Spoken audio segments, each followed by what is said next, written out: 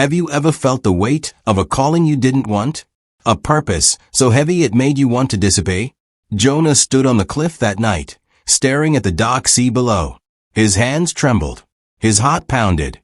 Inside his chest, a voice whispered words he couldn't ignore. Go to Nineveh. He closed his eyes. Not there. Anywhere but there. Nineveh was the empire of monsters. A city soaked in blood and cruelty. The people who had destroyed his neighbors, enslaved his friends, laughed at his God. And now God wanted him to warn them? To save them? No, Jonah whispered into the wind. He turned away from the voice. Away from the inland road that led to Nineveh. His feet carried him toward Joppa instead, toward the harbor, toward ships that sailed far from this land. If he could just get far enough away, maybe the voice would stop. Maybe God would choose someone else. Someone braver. Someone who didn't carry this bitter hatred in his bones. The moon hung low and pale.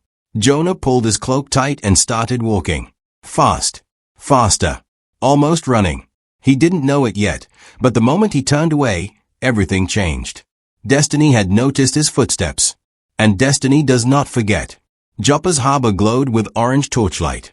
Sailors moved like shadows, loading cargo, shouting orders, checking ropes. The smell of salt and fish filled the air. Jonah kept his hood low over his face. His eyes darted from ship to ship, searching for one that was leaving soon. Leaving far. A gruff voice called out. You there. Need passage. Jonah turned. A weathered shipmaster stood before him, arms crossed, eyes suspicious. Where are you headed? The man asked. Tarshish, Jonah said quickly. The farthest port he knew. The opposite direction from Nineveh. The shipmaster studied him. That's a long journey. Expensive. I'll pay double. Jonah's voice was desperate. I need to leave now. The man's eyebrow lifted. Running from something. Jonah stiffened. From someone. A long pause. Then the shipmaster nodded slowly. Your business is your own. We leave within the hour. Jonah handed over the coins, his fingers shaking. Relief washed over him. Soon he'd be gone. Soon the voice would fade. Soon he'd be free. He climbed aboard and found a dark corner below deck. But as the ship rocked gently in the harbor, Jonah felt it. A heaviness in the air. A presence watching. Unseen eyes, divine and dark, had followed him onto the ship. The ropes were untied. The sails unfurled. Slowly, the ship pulled away from the dock. Jonah stood at the railing, watching the land dissipate. Israel's hills faded into shadows.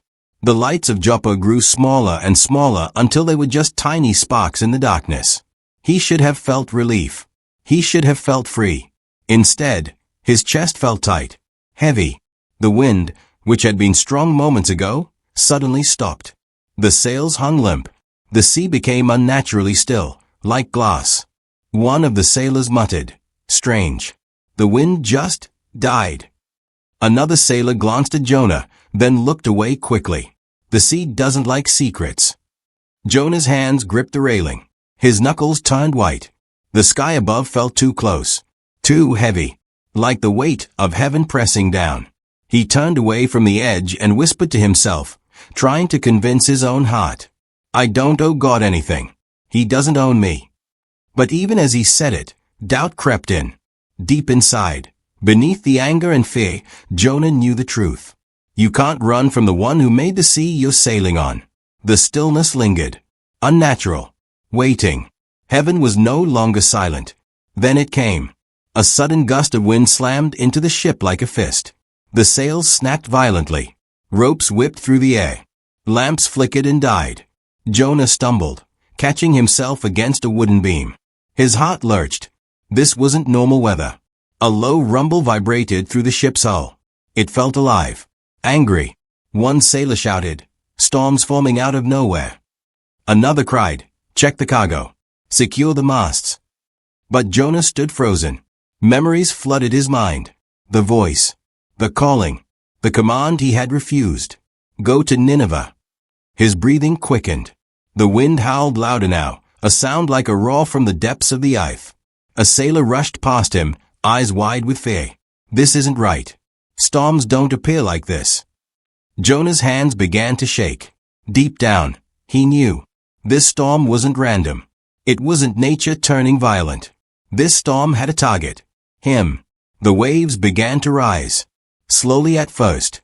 Then higher. Higher. Like living creatures waking from sleep. Thunder cracked across the sky, sharp and deafening. It sounded like a verdict being pronounced. The sea was only beginning to wake. And it was furious. The waves grew monstrous. They rose like walls of black water, crashing down on the ship with brutal force. Wood groaned and cracked. Water poured across the deck. Sailors screamed, scrambling to tie down cargo, to bail water, to keep the ship from tearing apart. "This isn't weather," one man shouted over the roar. "This is war." Another sailor fell to his knees, praying desperately to his God. "Spare us. We've done nothing wrong." But the storm didn't care. Lightning split the sky. Thunder boomed like the voice of something vast and terrible. The ship tilted violently to one side, then the other. Jonah gripped the railing, drenched and shaking. Guilt crushed him like a stone on his chest. He could barely breathe. This was his fault. He knew it. Every crack of thunder felt like an accusation. Every wave felt like judgment. A sailor stumbled toward him, wild-eyed, drenched in seawater. He grabbed Jonah's cloak and shouted directly into his face. "What have you done?" Jonah couldn't answer. His throat closed. His mind spun. Around them, the storm raged harder. The ship groaned like a dying animal. The truth was tightening around him. There was no escape now. The sailors gathered in the chaos, shouting over the wind. "Someone has angered the gods," one cried. "We must find out who." They brought out the lots, small stones used to discern guilt. Hands trembling, they cast them onto the deck. The stones tumbled, rolled, stopped. Every eye turned to the same place. Jonah. Silence fell among the men, even as the storm screamed around them. Their faces were pale, terrified. One sailor stepped forward, voice shaking. "Who are you?" Jonah's mouth was dry. His heart pounded. "What is your occupation?" another demanded. "Where do you come from? What have you done?" Jonah lifted his head slowly. Rain streamed down his face. His voice came out broken, raw. "I am a Hebrew." The sailors leaned in, desperate. "I serve the God who made the sea you're standing on. The God who made the sky above you." Gasps. Eyes widened in horror. The storm roared louder, as if responding to his confession. One sailor whispered, "The God of heaven." Another backed away, hands raised. "Then we're all dead." But Jonah hadn't told them everything yet. The worst part was still coming. Jonah's voice cracked as he continued. "I'm running from him." The words hung in the air like a death sentence. The sailors stared, disbelief and fury mixing on their faces. "You're running," one shouted. "From your own God." Another grabbed Jonah's cloak, shaking him. "You endangered us all because of your fear." Jonah didn't defend himself. He couldn't. What defense was there? He had known the risk. He had known the cost. And still, he ran. The ship tilted violently. A wave crashed over them, nearly sweeping 2 men overboard. "What do we do?" someone screamed. Jonah looked at the chaos around him. The terror in their eyes. The ship breaking apart piece by piece. This storm would not stop. Not until it got what it wanted. Him. He closed his eyes. Rain pounded his face. The truth settled heavy in his chest. "What should we do to you?" a sailor demanded. Jonah's silence was heavier than the storm. Heavier than the waves. Heavier than the guilt crushing his ribs. Finally, he whispered the answer they all feared. But the sea was listening. And it demanded a verdict. Jonah opened his eyes and looked at the sailors. His voice was quiet, but steady. "Throw me overboard." The men froze. "It's the only way," Jonah continued. "This storm, it's because of me. Throw me into the sea, and it will calm." "No," one sailor shouted. "We're not murderers." "We'll row to shore," another cried. They grabbed the oars and pulled with desperate strength. Muscles strained. Oars cracked against the monstrous waves. But it was useless. The storm grew worse. The ship tilted so far that men slid across the deck, clinging to ropes and masts. Water poured in faster now. The ship was sinking. One sailor looked at Jonah, tears streaming down his face. "Forgive us," he whispered. Jonah nodded slowly. He felt strangely calm now. This was his punishment. This was justice. He stepped toward the edge of the ship. The sailors prayed aloud, begging Jonah's God not to hold them accountable for this man's blood. Then, with shaking hands, they lifted him. Jonah closed his eyes, and they threw him into the roaring sea. But destiny had other plans. The moment Jonah's body hit the water, everything stopped. The wind died instantly. The waves flattened. The thunder silenced. An eerie, impossible calm spread across the sea. The sailors stood frozen on the deck, staring at the spot where Jonah had disappeared. Their breaths came in ragged gasps. "What just happened?" one whispered. "The storm, it's gone." They looked at each other, faces pale with awe and terror. "His God," someone murmured. "His God controls the sea." Below the surface, Jonah sank. Deeper, deeper. The water was cold and black.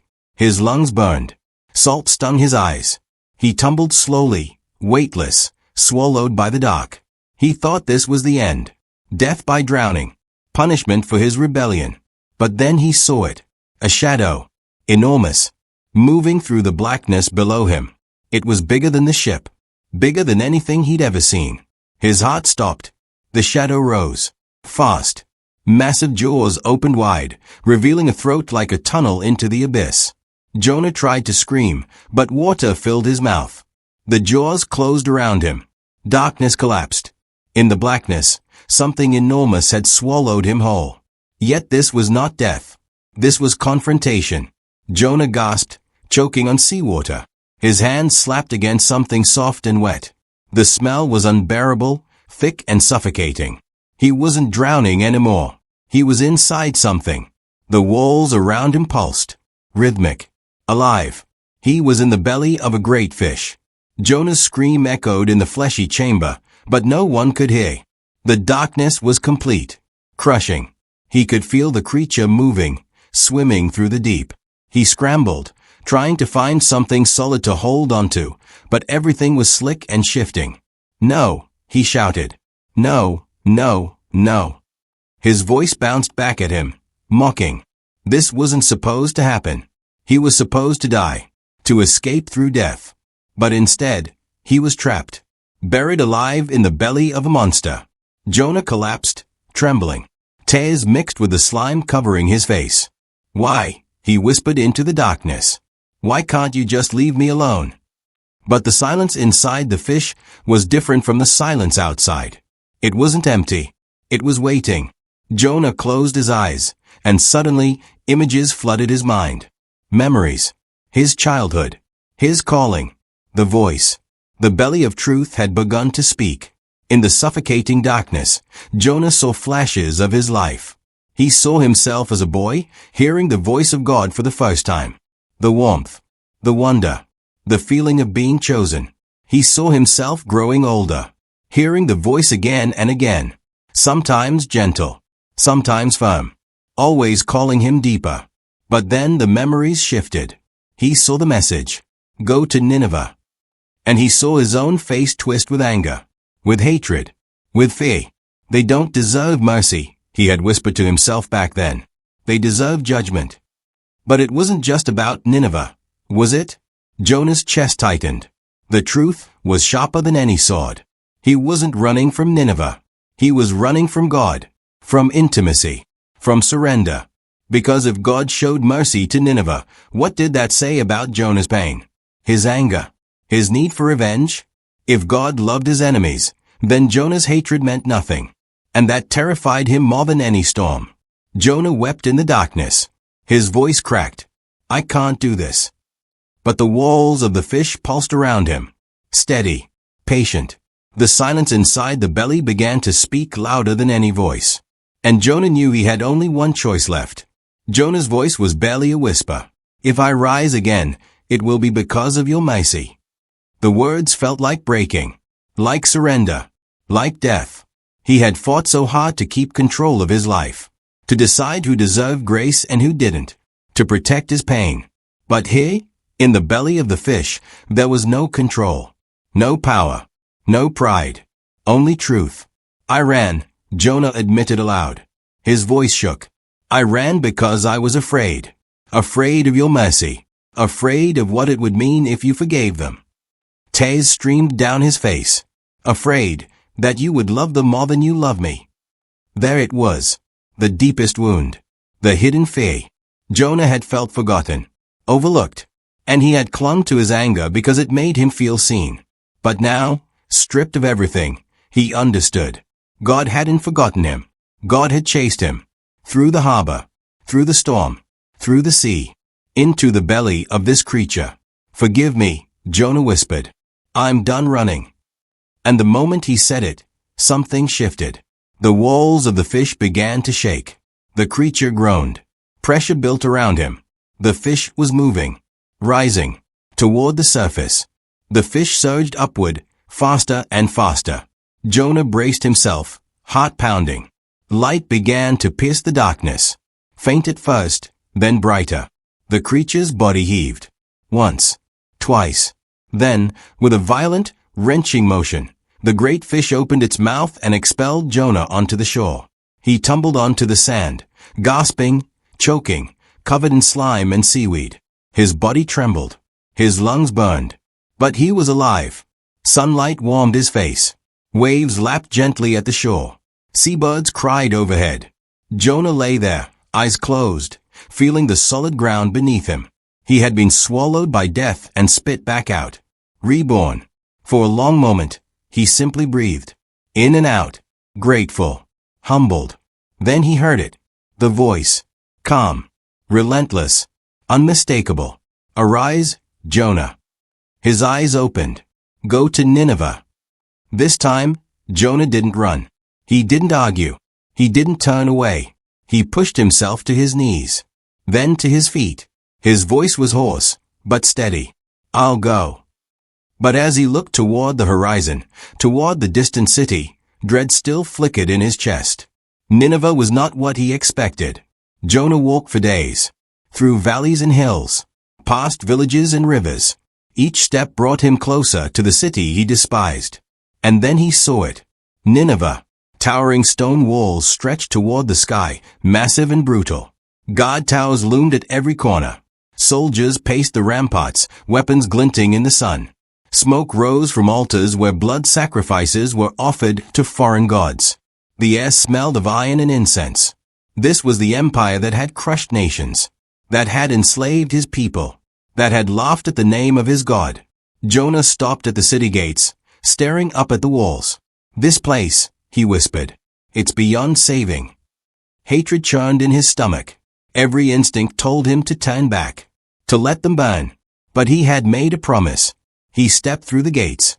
The streets were crowded. Merchants shouted. Children ran past. Soldiers watched from the shadows. Jonah's heart pounded. His mouth was dry. He had no army, no weapon, no power, just a message. And he had no idea if anyone would listen. But something stayed in the shadows of the city. Something was about to change. Jonah stood in the middle of the street. People passed by, ignoring him. He was just another traveler, another nobody. But then he opened his mouth. 40 days.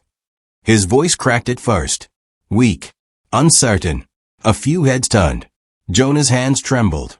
But he continued, louder this time. 40 days, and Nineveh will be destroyed. More people stopped. A crowd began to form. The God of heaven has seen your violence. Jonah shouted. His voice grew stronger. He has seen your cruelty, your pride, your bloodshed. Soldiers moved closer, hands on their weapons. But Jonah didn't stop. In 40 days, this city will fall. Fire will consume your streets. Your walls will crumble. Nothing will remain. Gasps rippled through the crowd. Whispers spread like wildfire. Who is this man? Is he a prophet? From which God does he speak? Jonah's heart pounded. He expected laughter, mockery, stones thrown at his head. But instead, something unexpected happened. Fear. Real, trembling fear spread across their faces. The message was spreading. From street to street. house to house. And it reached someone Jonah never expected. The king. The king of Nineveh sat on his throne, surrounded by advisers and priests. A messenger burst through the doors, breathless. "My lord, there is a prophet in the streets. He speaks of destruction. 40 days, he says, and the city will fall." The king's face paled. A prophet? From which God? The God of the Hebrews. Silence filled the throne room.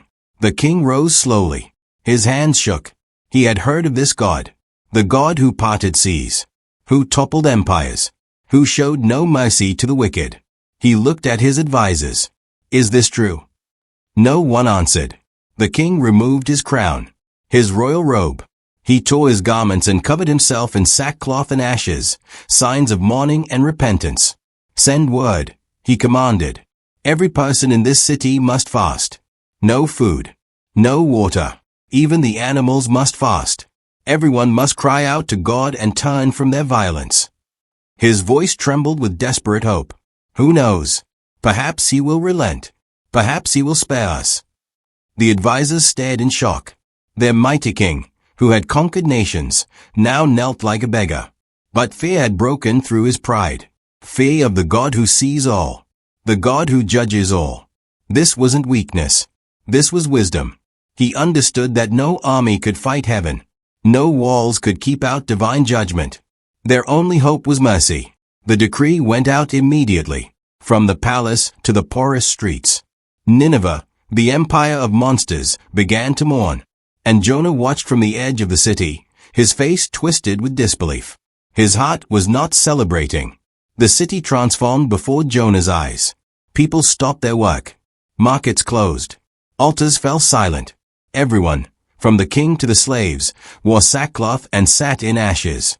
Voices rose in desperate prayer. "Forgive us. Spare this city. We have sinned." Children cried. Soldiers wept.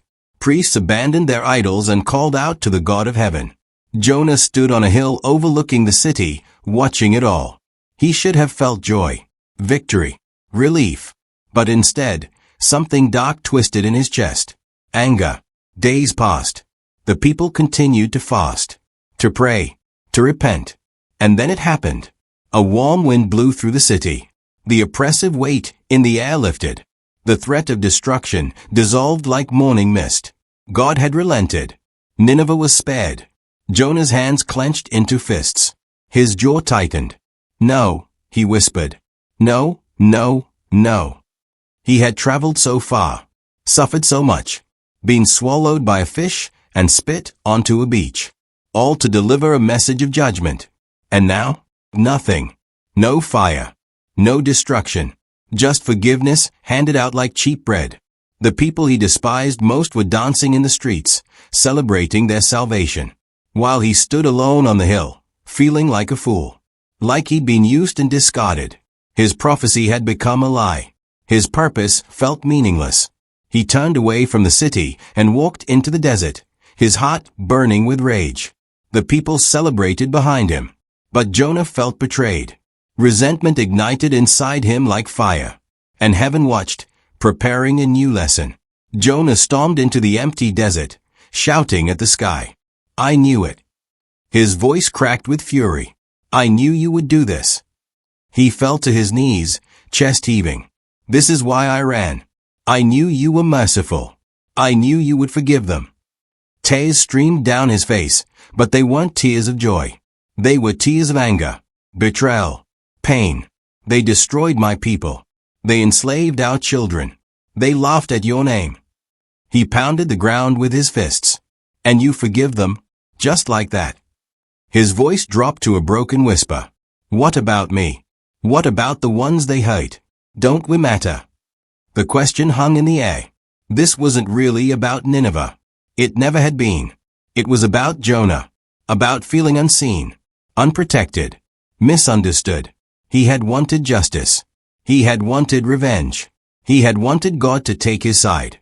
But instead, God had shown mercy. And that mercy felt like rejection. Every wound Jonah had carried for years burst open. The friends he'd lost. The villages burned. The families torn apart by Ninevite cruelty. He had held onto that pain like a treasure, proof that he was right to hate them. But God's forgiveness stripped that away. If they could be forgiven, what did that make his suffering? Meaningless? Forgotten? The rage felt justified. Holy, even. But underneath it was something deeper. Loneliness. The fear that if God loved his enemies, maybe God didn't truly understand him. Jonah collapsed onto the sand, exhausted. Bitter. Just let me die, he muttered. I'm done. But heaven wasn't done with him yet. A new lesson was about to begin. Jonah built a small shelter on the hillside overlooking Nineveh. Just sticks and cloth. Barely enough to block the sun. He sat there, arms crossed, watching the city. Waiting. Maybe God would change his mind. Maybe the destruction would still come. Jonah hoped for it. Prayed for it, even. But the city remained. Alive. Celebrating. The sun beat down mercilessly. Heat waves shimmered off the sand. Sweat dripped from Jonah's face. He felt utterly abandoned. Like God had used him and then tossed him aside. What was the point, he muttered. Why send me here if you were just going to forgive them anyway? No answer came. Jonah's throat was dry. His head pounded. The shelter gave almost no shade. He closed his eyes, feeling the heat press down on him. I don't understand you, he whispered. But even as he said it, something was happening. Something small. Something quiet. Days blurred together in the desert heat. Jonah watched the city gates. Watched people coming and going, laughing, trading, living. They had no idea how close they'd come to annihilation. Or maybe they did, and that's why they celebrated. Either way, Jonah felt invisible. A forgotten prophet, sitting in the wasteland. His message had saved them, but they didn't even know his name. No one came to thank him. No one acknowledged his sacrifice. Just silence and scorching sun. Beneath the ground where Jonah sat, a seed was stirring. Roots were spreading. Life was beginning. And by morning, everything would change again. Heaven was preparing a gift. And a lesson. Jonah woke to the sound of rustling leaves. He opened his eyes and gasped. A plant had grown overnight. Tall and green, with broad leaves that spread like a canopy over his head. Cool shade covered him completely. Jonah blinked in disbelief. He reached up and touched the leaves. Real. Soft. Alive. For the first time in days, relief washed over him. Thank you, he whispered, almost smiling. Thank you for this. He leaned back against the plant stem, feeling the cool air beneath its shade. The heat no longer burned. The sun no longer tortured him. Jonah sighed deeply, peacefully. Maybe God hadn't forgotten him after all. Maybe this was a sign. A small gift. He closed his eyes, resting beneath the plant.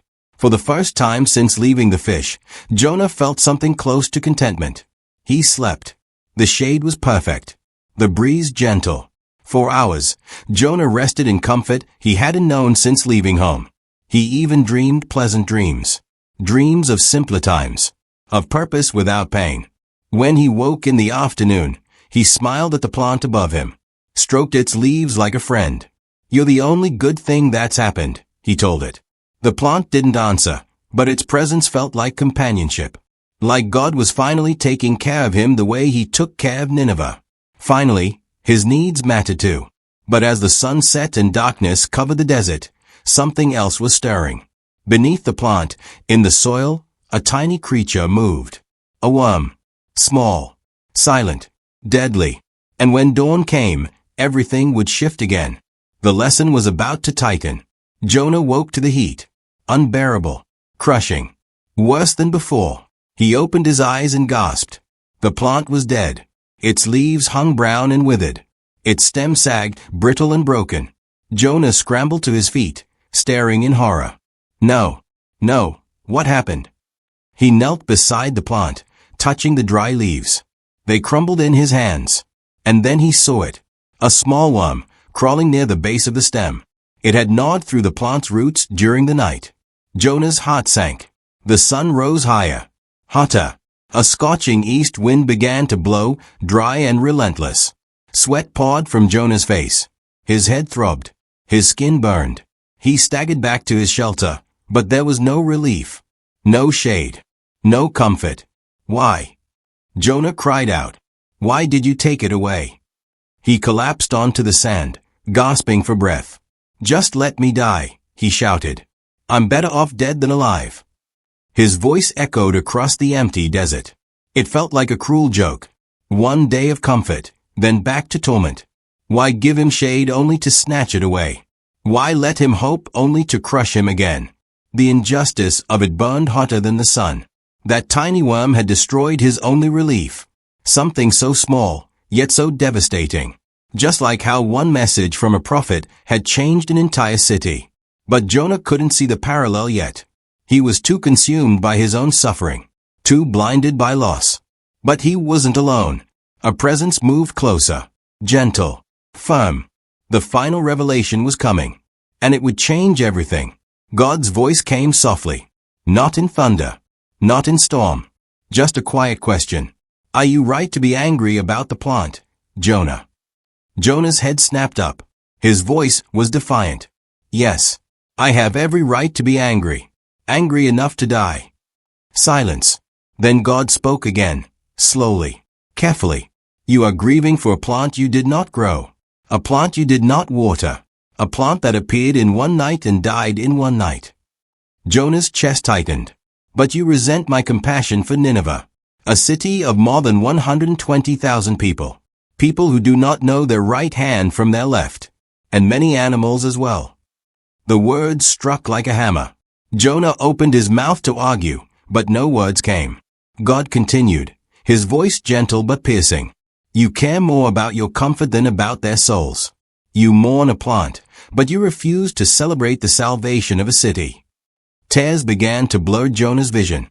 You wanted mercy for yourself, but judgment for them. Jonah's heart cracked. His illusions crumbled. His pride shattered. The truth was so simple, yet so devastating. He had demanded compassion for his own pain while denying it to an entire city.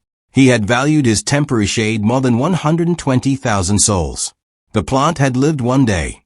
Those people would live for years, decades, generations. Their children would grow up. Their grandchildren would hear stories. All because of mercy Jonah resented. He saw himself clearly now. Small, selfish, petty, caring more about his comfort than about life itself. The revelation was unbearable. He had been so blind, so selfish, so small. The truth was unbearable. And yet, it was setting him free. Jonah sat in the sand, silent. His anger drained away, leaving only emptiness. And in that emptiness, he finally saw himself clearly. He had run from Nineveh because he feared their salvation would diminish his pain. Because he needed them to be punished to feel validated. He had wanted God's mercy for himself, but not for his enemies. He had clung to his bitterness because it made him feel righteous, important, seen. But in truth, it had only made him small. Jonah's voice was barely a whisper. "I wasn't running from Nineveh." He looked up at the sky, tears streaming down his face.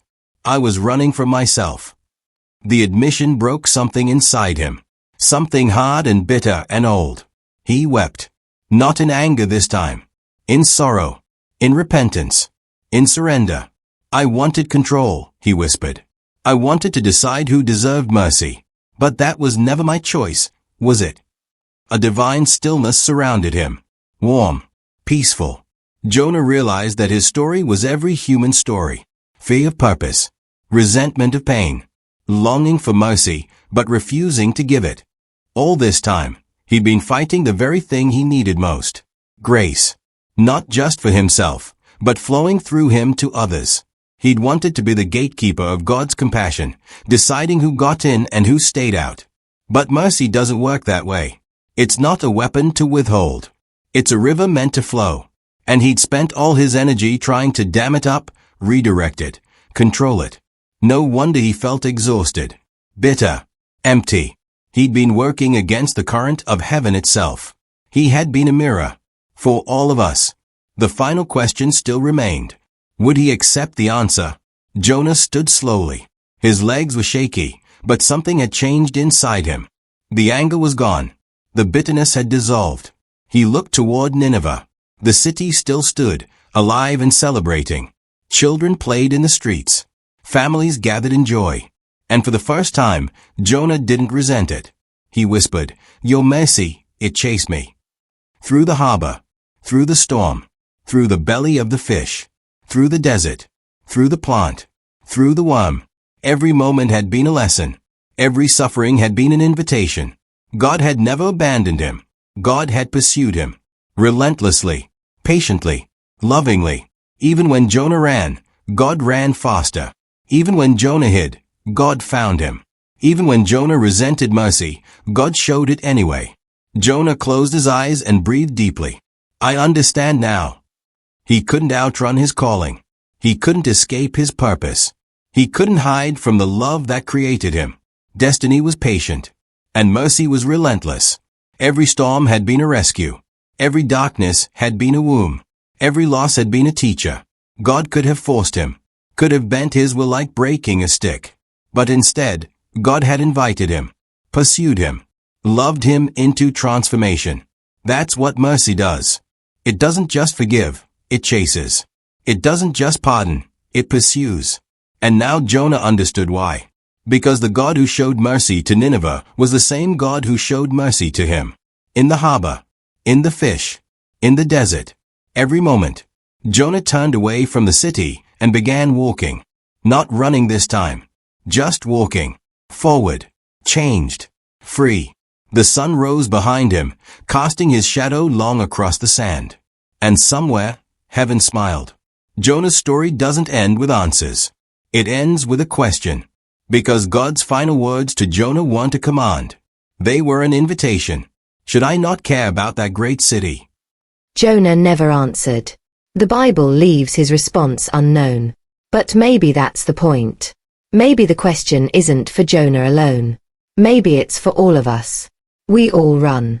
From callings we don't want. From truths we fear. From mercy we can't control. We all build shelters in the desert, hoping God will let us stay comfortable. Hoping he'll punish the people we think deserve it. But destiny doesn't work that way. Purpose will chase you until you stop running. Grace will pursue you until you stop hiding.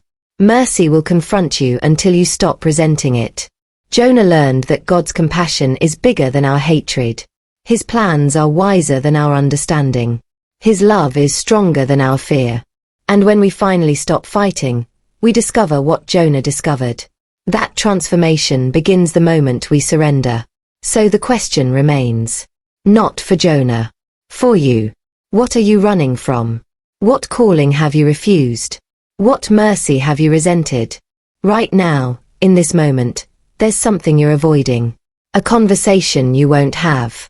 A forgiveness you won't give. A purpose you won't accept. You've built your own shelter in the desert, hoping you can wait God out. Hoping he'll change his mind. But he won't. Because destiny is patient, and love is relentless.